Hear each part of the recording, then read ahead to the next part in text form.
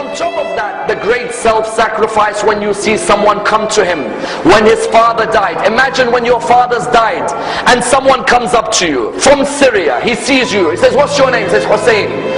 Son of who? He says, son of Ali ibn Abi Talib. He said, may Allah curse you and curse your father Ali.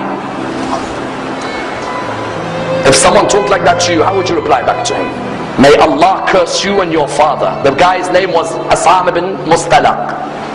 Imam said, is the wind of this area hurting you? Or maybe you've had a disagreement with your wife. Is there a shelter for you to stay in? Or has no one provided you with clothing? Please come and stay in my house if you are a stranger in this area. Wallah, that person began to cry. He said, Aba Abdullah, I cursed your father in front of you, and this is the way you reply back to me, by making your house available for you? He said, this is the family of Rasulullah and the way we treat people.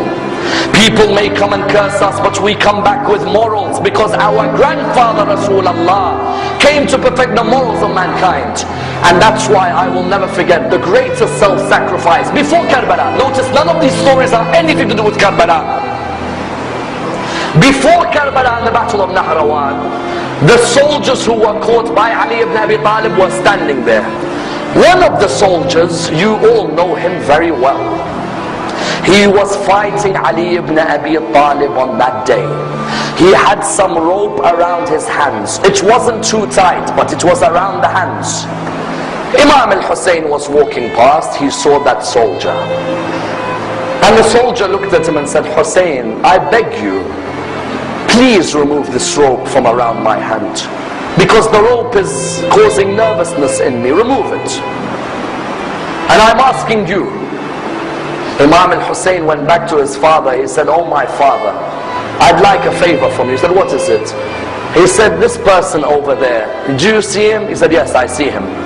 He said, he says to me, the rope is tight around his hand, even though you will never put a tight rope, but it seems to have been hurting him. And he asked me to remove it. Oh my father, do you allow me? He looked at him and he said, Aba Abdullah, go ahead. Aba Abdullah, why do you want to answer this? He said, Father, when someone asks through me, how can I reject? I don't want the person to be embarrassed. When you realize who this person is, that's when you realize how magnanimous a man this man is.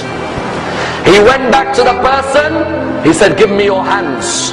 And he removed the ropes from the hands of Shimr bin Dhil Jawshan.